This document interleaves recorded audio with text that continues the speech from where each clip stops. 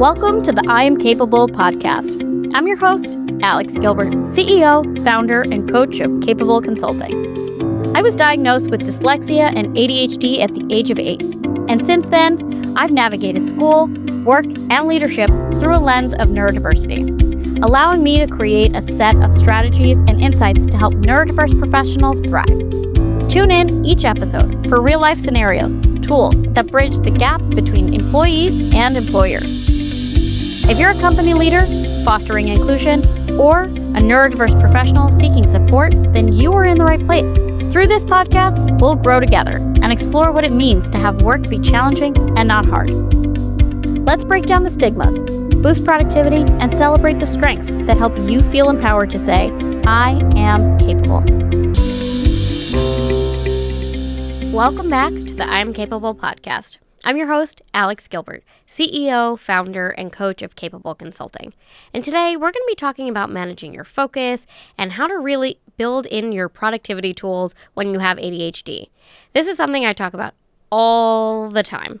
And even as I'm saying this and I'm talking about how I focus, I was joking right before the show started, how what focus looks like for me is how often I'm jiggling in my seat. So just know that focus doesn't necessarily have a very clean line, strict rule of how you focus. So we're going to be talking about a lot of different techniques to help you feel like you're getting the support that you need, whether you are sitting at a desk or minding your own business, trying to get all the things done in your home. So I brought on Naomi today, and we're going to be talking about all those fun tools together. And especially because she has ADHD, she also knows all the different tools that I'm going to probably talk about that she's probably going to be very excited about, but also all the little knick-knacky, quirky things that we engage with on a day-to-day basis. So welcome back, Naomi. Thank you so much, Alex. As you said, I'm really excited to talk about this topic because to me, at least, I think when people think of ADHD, the first thing that comes to their brain is focus. We see that in kids, we see that in adults. And I think it's a big mystery, especially because it's so unique to each person about how we actually can focus and how we can have these workarounds to really get productive and focused. So my first question is just, what's one misconception about productivity that you wish we would just retire forever? I think that the idea that people with ADHD can't focus is a very misleading term, because we can focus, because when there's something that is really interesting to us, that's all we can focus on. So a lot of the times when we are stuck on things that we can't focus on, there's no novelty, there's no excitement, there's no motivation to get started because the task is really hard or it's just flat out boring. But we can actually focus. It's just a matter of catching us at the right energy, the right excitement, and maybe having to build that energy and excitement to make that task easier to do. Yeah, I think that what you're saying really rings true for me as well. I think a lot of workspaces have this very rigid idea of what productivity looks like. And if you can't fit very seamlessly into that, the calendars and the 9 to 5, then you're just unfocused or you're lazy.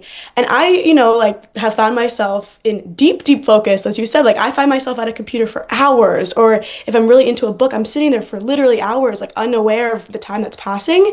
And so I've never really resonated with this idea that, people with ADHD just are bad at focus.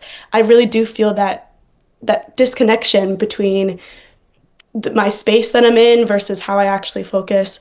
So what do you think is one thing that workplaces really get wrong about what productivity looks like? The whole 9 to 5, even as you were saying it, is so outdated.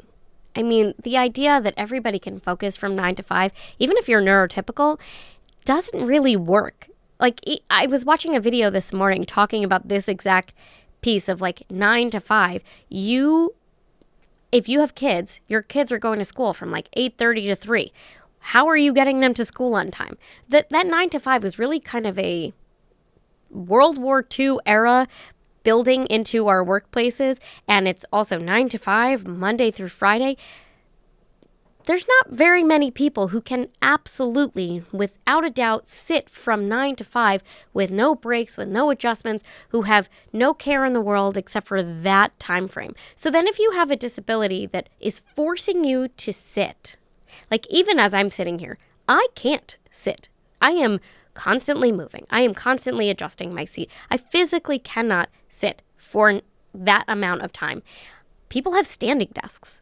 People are like walking desks as they're doing things because they physically cannot sit. So this idea that 9 to 5 is like the only realm of possibilities of how people work is really outdated. You know, during COVID, we started noticing that people could be productive at home, that they could take their laptop and go elsewhere, that they could use different time frames or be in a different country and be able to focus in a way that felt more productive for them. And I think that the idea that we're all trying to fit in this same framework is silly and even harder for someone who is neurodivergent because they've never fit in that mold. And now we're trying to get everybody to do the same thing. It doesn't really work.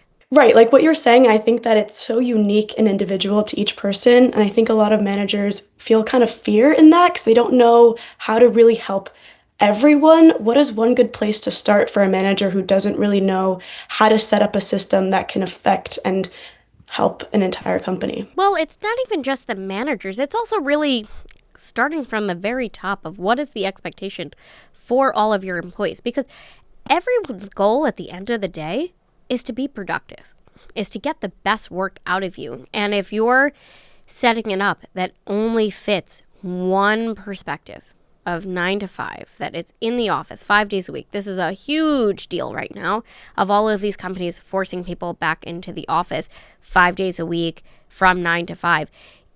Is that more productive? Like, are you actually seeing that as the result? And the answer is not really. Like, people were just as productive working from home or even more productive. You know, we're allowing people to have that freedom and flexibility, and they're feeling more comfortable showing up and less burnt out because of that. And I think that we are really needing to shift this whole narrative in general about what structure looks like. And I always talk about the fact that structure doesn't have to be as rigid as we're talking about, because structure has similar beginnings and similar ends. And what happens in the middle is the journey.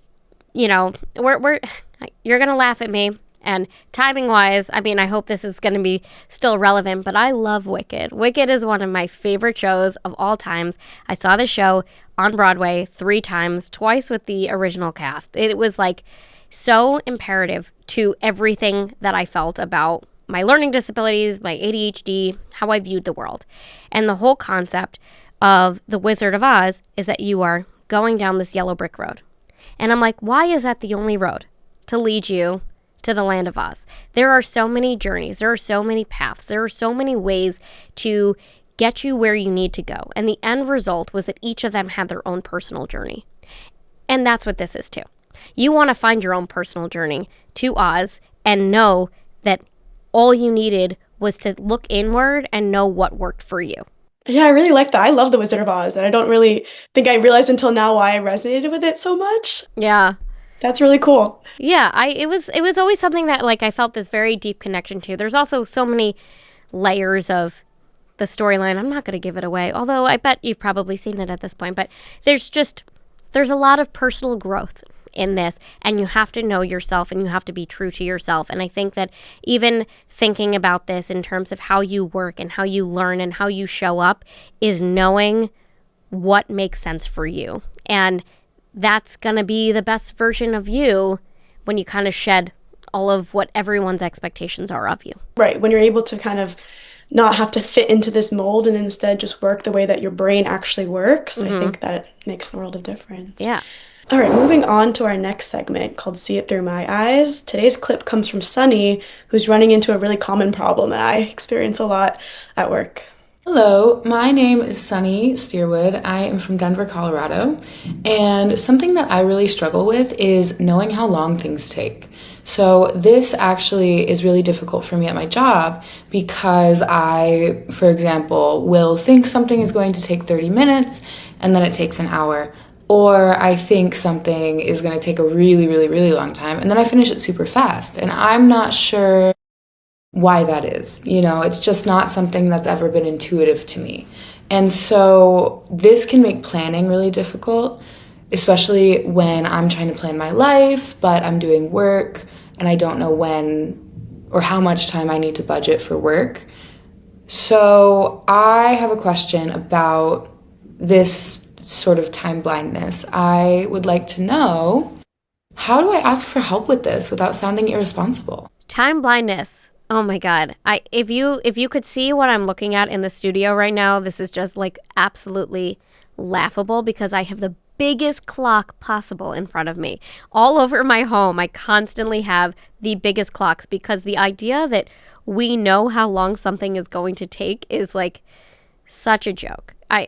Some tasks take you 10 minutes, some tasks take you 2 hours. That is the most relatable thing that anyone's probably going to listen to on this podcast and connect to. And I feel for you. It is not you. It is just how our brains work and show up. And that's kind of also plays to that focus element of like, we do know how to focus. And when something's interesting, we can absolutely focus. We focus so much that we hyper focus for hours on something that we didn't even have to do. So it's really hard to show up and know that task's really only going to take 10 minutes, or that's the task that you're telling somebody is only going to take you 10 minutes because you don't want to disappoint them. I think knowing how long tasks take you also changes how you show up.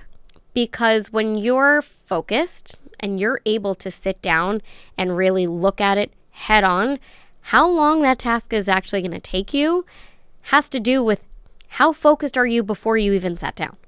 I remember like in school growing up, as if you've listened to the show, you know that I think on one of the first episodes I talked about the fact that my favorite question to ask people is, what is your favorite or least favorite game?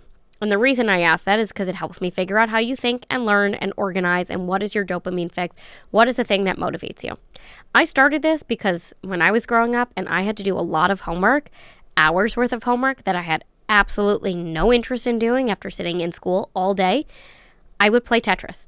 I would play Tetris until I was like absolutely satisfied that I was focused enough that the task in front of me didn't feel as hard because I got that dopamine fix. I got the focus tools. I was able to build my energy and momentum going into the task, and none of my homework took me nearly as long. Now, you might hear that and think, well, it took you so much longer to actually do your homework now because you played Tetris before you did that. Really? I'm gonna really push you on that, because how long does it take you to do the task that's 10 minutes that you just spent 4 hours procrastinating at your desk, twiddling your thumbs, looking on social media, scrolling on something else that was interesting instead? Walk into this preparing yourself to give yourself some energy, some focus to work on those tasks. Once you start to do little like gamified ways to grab your interest, you'll notice that all of these tasks do take you a different amount of time.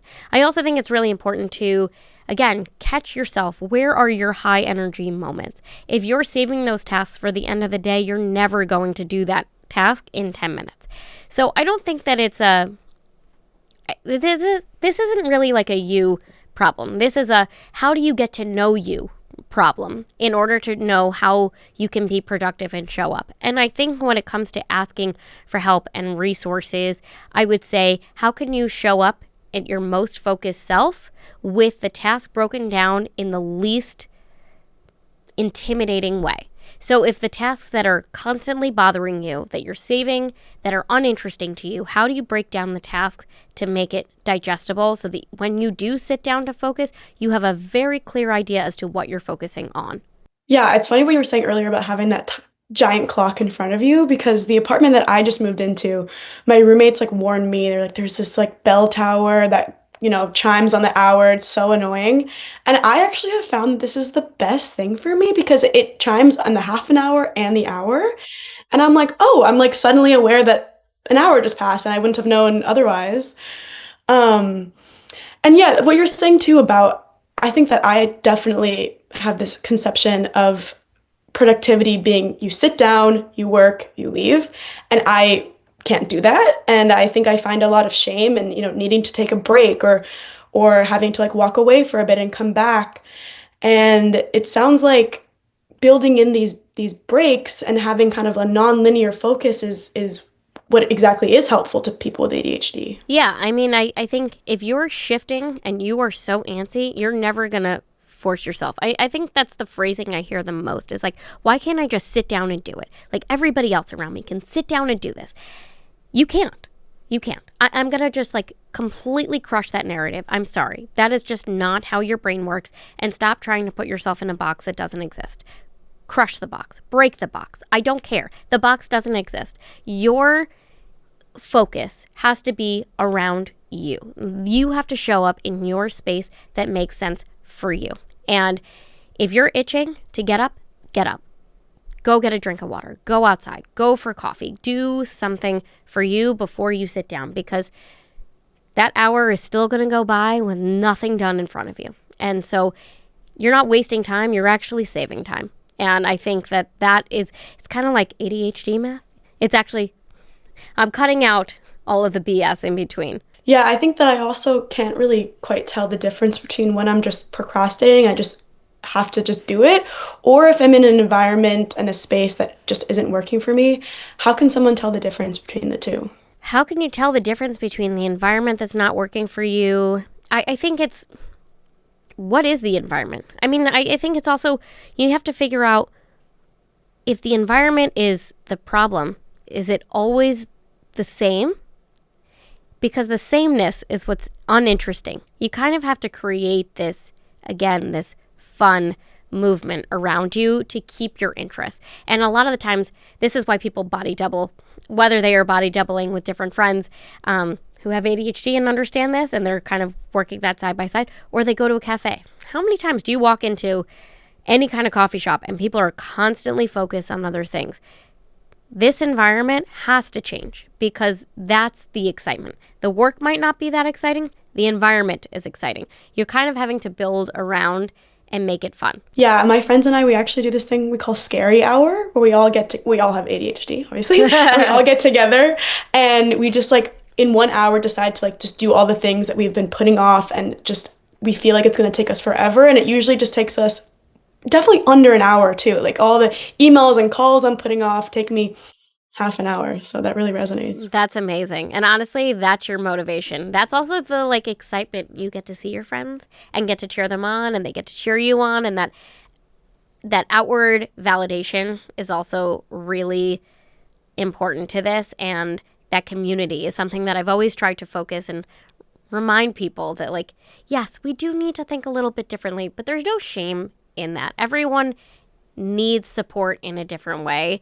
And that just might be how you show up. And that's, honestly, to be honest, that's more fun to me. Yeah, I 100% agree. And now moving on and flipping the lens and looking at it from an employer perspective, I think is really important, because many managers misinterpret ADHD behaviors in a way that can, unintentionally make things worse. What do you think that are some supportive responses managers can use in a moment they see an employee struggling? I actually had a totally different example of something I was going to say, but I just remembered as you were asking that question how one of my managers showed up to a meeting. And we had these like quarterly meetings that were so physically painful for me to sit in. As you see, I am like constantly shifting my seat. I cannot sit. And I was being forced to sit in these meetings long term. I couldn't focus. I had no idea what's going on. I was very open about the fact that I have ADHD. She came in with a coloring book and crayons for me and said, "Here." And I looked at her and I was like, "Are you being serious?" And she goes, "Is it going to help you focus? Are you going to know what's going on?" I said, "Yeah," because I was doodling anyway in my notebook. And she was like, "Do it. I don't care. I just want you to be able to be here and be able to listen and focus and show up in a way that feels comfortable to you." And that's what I did. And I was like so excited, but also so embarrassed that I had to have like coloring books to keep me interested. The next meeting, everyone came with coloring books. I'm not even joking. Like it became a thing because people were taking pages from the coloring book that she gave me to also help them focus. And these long meetings, everyone actually paid attention to. And it wasn't like everyone around me had, ADHD. It was more that everyone else realized, oh, that's a different way to focus. That actually made this way less painful to sit through. And now I'm actually listening in. Oh, I can pick up on what you're saying. Because a lot of times people were sitting there looking at their phone, looking at their email, and they weren't actually focused on what was happening in front of them. But this mindless coloring was actually helping us focus on other things. And I was so grateful for her for seeing me as a person, but also seeing what my strengths were. And that just really resonated with me. And I think that it's okay. I'm not saying you have to show up to your meetings and allow everyone to color. That was one example. But I think the idea that you can make whatever you're doing interesting, change it up. Like somehow change up what you're doing, of it being like a popcorn situation of like, we're going to talk about this and we're going to talk about this, and maybe throw into popcorn of like fun fact. Like somebody give me a fun fact. It doesn't really matter, but long term, long meetings kill productivity. Like they're just really painful. And no one is usually showing up to those focus regardless of having ADHD or not. So how can you shift how you're approaching your different meetings, your different work display, so that it's adjustable to anybody who needs it? That's a really cool story. I didn't know that. That is so sweet. And I think that as someone with ADHD, like I really think of my struggles with productivity and focus as so unique to me. And I feel like it's so me centered. And it sounds like that these changes and these methods that we can employ in the workplace like really benefit everyone. Absolutely. I mean, that is really the focus of everything that I've talked about throughout the show, is that what I'm talking about is helpful for everybody. We are creating that ramp to your front door. We are making it accessible to everybody, regardless of their needs and abilities. And people are people. They have different responsibilities out there. They might be showing up to work less focused because of something else that's going on in their life, regardless of a disability. So why are we not finding ways to support people? I had just gone out to dinner with my closest friends from home, and one of my friends is telling me how she is constantly advocating for herself in this job, and she is brilliant. She doesn't have any type of learning disability. She doesn't have ADHD, graduated salutatorian in my class, and is so smart. And she's telling me how hard she is advocating for herself in this job when she was promised a certain thing. And I said, you're doing that and it's frustrating for you. Now imagine somebody who is got a disability, doesn't want you to know, feels very self-conscious about the fact that they are having to work so hard to show up. Both are burnt out. Both are struggling so much more in this role because the environment is not supporting how they think and learn and what was supposed to be present for them. So we really want to be able to give this space and recognize that people have different abilities and have different strengths and are wanting to be supported. Yeah, and it sounds like you're talking a lot about structure and flexibility, but to me those sound like opposites in a way. What are some ways that employers can strike that balance between creating structure but also leaving room for flexibility? That is a great question. And honestly, you're right. I am contradicting myself as I say structure and flexibility at the same time. But as I mentioned, structure is your bookends. That is the structure. How we get from point A to point B is the structure. What happens in the middle has to have the flexibility. And it's going to show up in a lot of different ways for a lot of different people. But if we're starting off by having conversations to say, this is point A, this is point B, what does it look like to you? That's how we are opening the discussion. And you might find that there is a lot of ways to get us to B that you didn't think about. Totally. All right, so we've heard both sides now, the employee overwhelmed by these roadblocks and the employer trying to understand fluctuating focus. How do we really bridge the gap and make it work for both sides? We want to remind ourselves that people are people, that they are whole people, that they have so many unique strengths regardless of having a disability. So how are we providing what our employees need? Because again, we are all here with the same goal. We want to be productive. We want to feel less burnt out. We want to have a higher retention rate. We want people to feel job satisfaction. We want to keep our employees there happy. So how are we doing that? What does it look like in your company, in your organization, in your team that is providing that safety net of flexibility and structure? How are you showing up to say, this is point A and this is point B, and what resources can we provide to help you get there?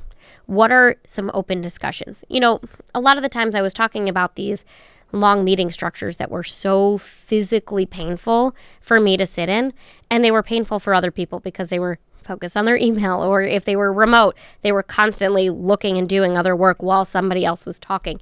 So how can you engage people differently? Just because we've done something a certain way doesn't mean we need to continue to do things the same way.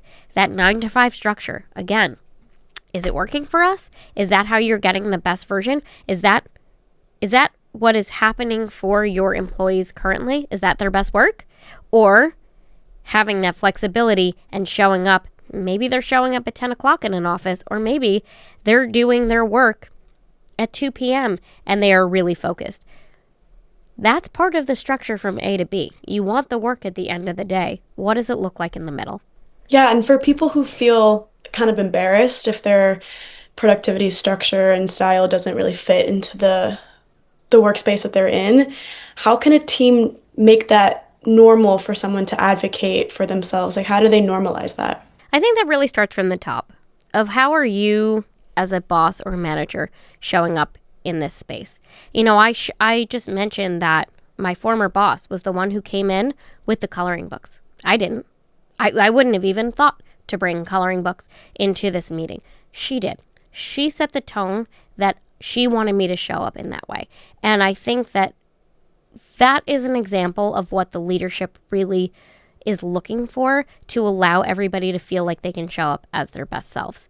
You know, she wasn't sitting there micromanaging my time. She knew I could focus. She knew I was going to show up and do everything I could to work really hard. And what she did allowed me to work smarter, not harder. Yeah, and if an employer wants to make one change starting tomorrow, where do you think that they should start? Change comes from within. And I would say you still need to focus on what is it that you need. Because regardless of how we're talking about this, you don't know how to advocate for yourself or ask for resources or have conversations with your team or your manager about anything until you know yourself. So what are the moments that you are really struggling with? If that time blindness is what is constantly showing up for you, are you showing up with extreme time blindness because you're really burnt out? What's the root cause? What is it that's really bogging you down and make you feel really burnt out? Is it because all of the other tasks that you're doing are really hard? Or are you not setting yourself up for success and having those checklists to really make it easier for you? You have to know at your core what is really hard for you so that you can figure out what is the conversation that you're having to set you up for success. Nothing around you is going to change if you can't step in and say, this is what I need changed. Yeah. Thank you so much. I really enjoyed this conversation. I learned a lot. I'm so glad. I'm hoping that everyone else is getting something that is supportive of them and totally dismantling the fact that people with ADHD can't focus. See, I've been focusing this whole time, even though I don't even know how many times I've moved my seat, and now I'm going to make everyone else hyper-focus on how many times I moved in my seat this entire time, but that's okay. Yeah, I feel like we've talked about some past episodes, like me and a lot of other people with ADHD think that our struggles are so unique to us and so shameful, and when you really break that down and normalize that, I think it's really impactful, so thank you. Before we wrap up, though, I have some rapid fire questions for you. Let's do it. My first question, window seat or aisle seat? Ooh, am I alone or with my kids? Let's say alone. Actually, you know what? My answer's not going to change anymore. I would say, no, actually it would. It totally would change. If I was with my kids, I want the aisle because I have to get up constantly and they're annoying. I love them, but they're annoying. If I'm by myself, I don't want to be bothered at all. And I will be in the window seat bothering nobody, being so happy that I have my headphones on and I can watch something and no one's asking me for snacks. Yeah, I love an aisle, but only because I have to go to the bathroom so much, so I have to keep going. Fair. What's your most unhinged snack combination that you secretly love? Unhinged snack combo. This was my hyper-focused snack for like the longest time. It would be popcorn. So salty popcorn, chocolate chips, salted pumpkin seeds, and I think that was it. Yeah. It was chocolate chips, pumpkin seeds, and popcorn. It was like salty, sweet combo. I used to eat that religiously. How did you just cover the pumpkin part of that? That's so unique. I wanted more protein in it, so I just threw them in because I had them, I think, from probably some holiday or there was a salad I loved that had pumpkin seeds. So I probably had like the saltiness. I wanted more of that. That's so funny. I need to try that. Yeah. My last question is, if you had to pick one season to live in forever, which one would you pick? One season? Ooh. Is it weird that the first thought of that question was miscongeniality? April 25th, because it's not too hot and it's not too cold. All you need is a warm jacket. I actually hate spring because I'm allergic to everything outside. I would say summer, probably because my birthday's in the summer. I also love the casualty of the summer and going to a baseball game, and definitely summer. Okay, cool. So thank you so much, Alex. And thank you so much for watching, and thank you for listening to the I Am Capable podcast. If you're a neurodiverse adult navigating challenges in your career or a company looking to become more inclusive, then visit us at capableconsulting.com. If you have any questions and you'd like to submit a future question for an episode, email us at podcast@capableconsulting.com. Follow us on social at I Am Capable. And don't forget to like and subscribe and leave us a review on YouTube, Apple Podcasts, Spotify, or wherever you find your favorite shows. Thanks for joining us, and we'll see you next time. Thanks so much for watching and listening to the I Am Capable podcast. My mission is to make sure that with the right strategies, neurodiverse employees and their companies are able to increase productivity, improve communication, and create an environment where everyone feels valued. Through one-on-one coaching, I help neurodiverse professionals gain clarity, build confidence, and develop personalized tools to succeed at work. For companies, Capable Consulting offers custom workshops and trainings designed to help your teams better understand and support a dynamic, neurodiverse workforce. Whether you are navigating career shifts, college transitions, or you are looking for community through the ADHD Lounge, I'm here to help. Let's build a workplace where everyone can thrive. Visit capableconsulting.com to learn more and connect with me today.